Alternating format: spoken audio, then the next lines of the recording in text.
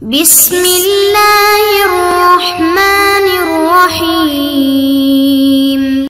السلام علیکم معزز طلباء کرام، آپ سب کیسے ہیں؟ آج ہم نور الانوار کے سبق نمبر 181 کو پڑھیں گے۔ آج کے ہمارے سبق کا عنوان ہے عام کے الفاظ کا ذکر۔ آج کے ہمارے سبق کی عبارت ولما فرغ المصنف عن بیان تخصیص العام سے شروع ہوتی ہے۔ چونکہ عام کے الفاظ کا ذکر ہوتا ہے تو یہ دو طرح سے ہوگا، جس کی تفصیل ہم آگے چل کے پڑھتے ہیں۔ تو عام آپ کہہ سکتے ہیں کہ دو قسمیں ہوں گی اس کی، ایک یہ کہ جو صیغے اور معنی دونوں لحاظ سے عام ہو، اور ایک یہ کہ جو دوسری یعنی قسم یہ ہوگی کہ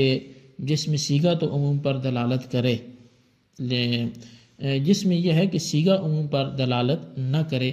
لیکن معنی بالاستیعاب وہ مدلول ہو۔ تو یہ دونوں اقسام کو ہم آگے چل کے پڑھتے ہیں۔ آئیے سب سے پہلے عبارت پڑھ کے اس کا ترجمہ کرتے ہیں، اس کے بعد اس کی پھر وضاحت کرتے ہیں۔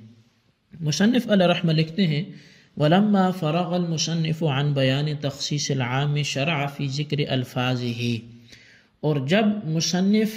تخصیص عام کے بیان سے فارغ ہو گئے تو عام کے الفاظ کا ذکر شروع کر دیا۔ فقال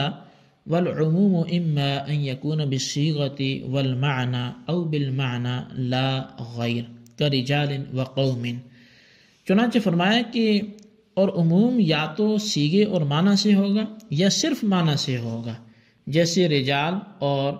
قوم، یعنی ان العام على نوعین احدهما ما تكون صيغة والمعنى كلاهما عاما دالا على الشمول بأن تكون صيغة جمع والمعنى مستوعبا في الفهم منه، یعنی کہ بے شک جو عام ہے یہ دو قسموں پر ہے۔ ان میں سے ایک قسم یہ ہے کہ صیغہ اور معنی دونوں عام ہوں اور وہ شمول پر اس طور پر دلالت کرنے والے ہوں، عموم پر شمول پر، کہ صیغہ جمع ہو اور معنی وہ اس سے سمجھنے میں مستوعب ہو۔ والآخر اللہ تکون صیغۃ دالۃ علی العموم ویکون المعنی مدلولا بالاستیعاب، اور دوسری قسم یہ ہے کہ صیغہ عموم پر دلالت کرنے والا نہ ہو اور معنی بالاستیعاب مدلول ہو۔ ولا یتصور عکسہ، اور اس کا عکس متصور نہیں ہے، لأن اخلاء المعنى عن اللفظ العام الموضوع غیر معقول الا بالتخصیص، کہتے اس لیے کہ لفظ عام جو وضع کیا گیا ہے اس سے معنی کا خالی ہونا یہ غیر معقول ہے، یہ معقول نہیں ہے مگر تخصیص کے ساتھ۔ وذالک شیء آخر، اور یہ تو ایک دوسری چیز ہے۔ فالاول مثالہ رجال ونساء وغیرہما من المجموع المنکرۃ والمعرفۃ والقلۃ والکثرۃ، لكن في القلۃ من الثلاثۃ الى العشرۃ وفي الكثرۃ قیل من الثلاثۃ وقیل من العشرۃ الى ما لا يتناہی لكن هذا مختار فخر الاسلام۔ فرمایا کہ یہ ایک دوسری چیز ہے، تو پس پہلی کی مثال یہ رجال اور نساء اور ان کے علاوہ وہ جو جموع منکرہ ہیں، معرفہ ہیں، جمع قلت ہے، کثرت ہے، لیکن قلت میں 3 سے لے کر 10 تک، اور کثرت میں ایک قول یہ ہے کہ 3 سے لے کر،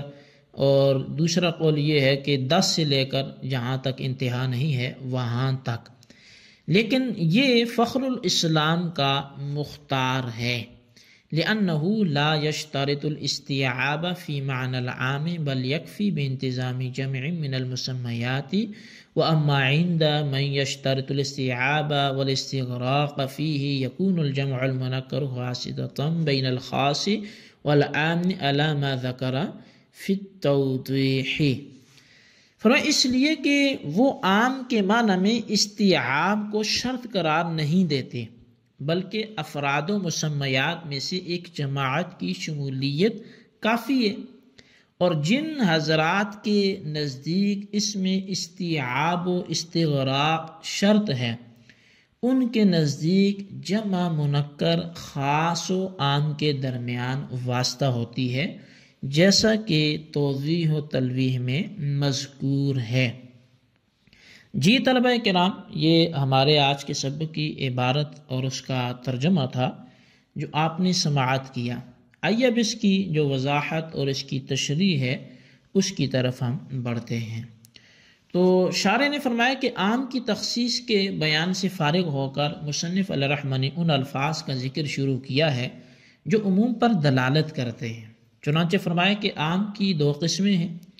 ایک وہ جو صیغے اور معنی دونوں اعتبار سے عام ہو، اور دوسری وہ جو صرف معنی کے اعتبار سے عام ہو اور صیغے کے اعتبار سے عام نہ ہو۔ صیغے کے اعتبار سے عام ہونے کا مطلب یہ ہے کہ صیغہ اپنی وضع کے اعتبار سے عموم و شمول پر دلالت کرنے والا ہو، جیسا کہ جمع کا صیغہ اپنی وضع کے اعتبار سے عموم پر دلالت کرتا ہے۔ اور معنی کے اعتبار سے عام ہونے کا مطلب یہ ہے کہ وہ معنی جو لفظ سے مفہوم ہے اور لفظ کا مدلول ہے ان تمام افراد کو شامل اور مستوعب ہو، یعنی ان کو گھیرے ہوئے ہو جن افراد کو وہ معنی مشتمل ہے۔ اور دوسری قسم میں صیغے کے اعتبار سے عام نہ ہونے کا مطلب یہ ہے کہ صیغہ عموم پر دلالت نہ کرے، یعنی صیغہ جمع کا نہ ہو بلکہ مفرد کا صیغہ ہو۔ اور معنی کے اعتبار سے عام ہونے کا مطلب وہی ہے جو کہ ابھی گزرا، کہ معنی جو لفظ کا مدلول ہے وہ استیعاب کا فائدہ دیتا ہو۔ اب شارح علیہ رحمہ فرماتے ہیں کہ یہ تو ہو سکتا ہے کہ لفظ عام نہ ہو اور معنی عام ہو، لیکن اس کا الٹ نہیں ہو سکتا، اس کا برعکس کہ لفظ عام ہو اور معنی اس کے تمام افراد کو مستوعب اور شامل نہ ہو، یہ نہیں ہو سکتا، کیونکہ اس صورت میں لفظ عام جو ہوگا وہ موضوع سے، یعنی لفظ عام موضوع سے معنی کو خالی کرنا لازم آتا ہے۔ یعنی یہ لازم آتا ہے کہ لفظ عام موضوع تو موجود ہے کہ جس کو عام وضع کیا گیا وہ لفظ موجود ہے، مگر اس کے تحت معنی موجود نہیں ہے۔ یعنی لباس تو موجود ہے مگر نیچے جسم ہی موجود نہیں ہے، تو یہ تو غیر معقول بات ہے جو عقل میں آنے والی نہیں ہے، لہذا یہ نہیں ہو سکے گا۔ لفظ عام تو ہو مگر معنی مفید و استیعاب،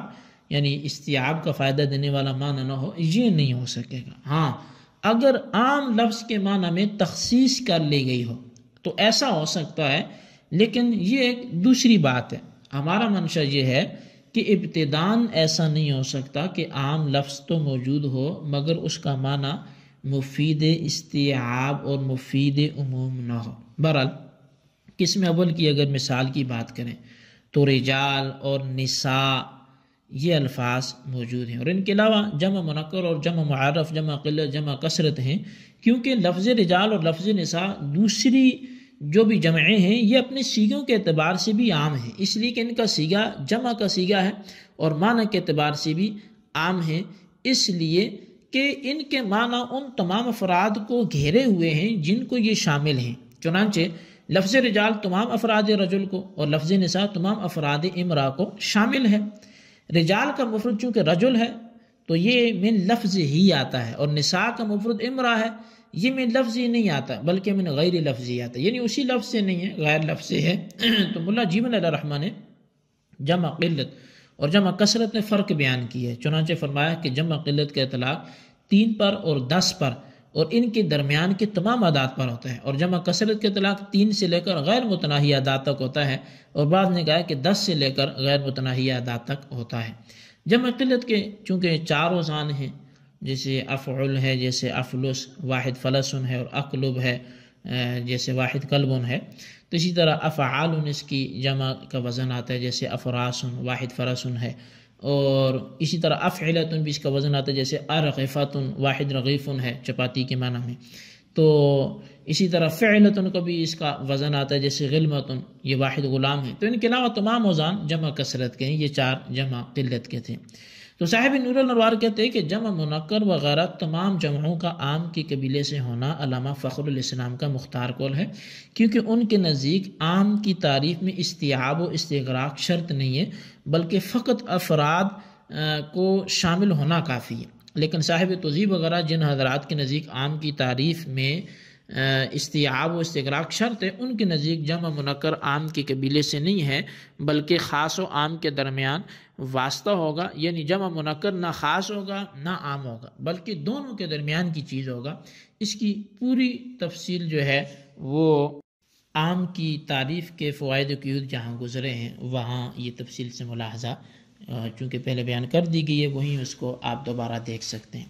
بہرحال جی یہ ہمارے آج کے سبق کی عبارت ترجمہ اور اس کی وضاحت تھی جو آپ نے سماعت کی، اس کو اچھی طرح سمجھیں اور اس کے خلاصے کو رجسٹر پر لکھیں، بالخصوص ان سوالات کے آپ جوابات بھی دیں۔ سوال نمبر 1 یہ ہے کہ ملا جیون اللہ رحمٰن نے جمع قلت اور جمع کثرت میں فرق بیان کیا ہے، وہ فرق آپ تحریر کریں۔ اور سوال نمبر 2 یہ ہے کہ علامہ فخر الاسلام کا مختار قول کون سا ہے اور کیوں ہے، وجہ بھی تحریر کریں۔ اللہ تبارک و تعالیٰ سے دعا ہے جو کچھ ہم نے پڑھا سنا اسے یاد رکھنے کی توفیق نصیب فرمائے، آمین بجاہ النبی الامین صلی اللہ علیہ وسلم۔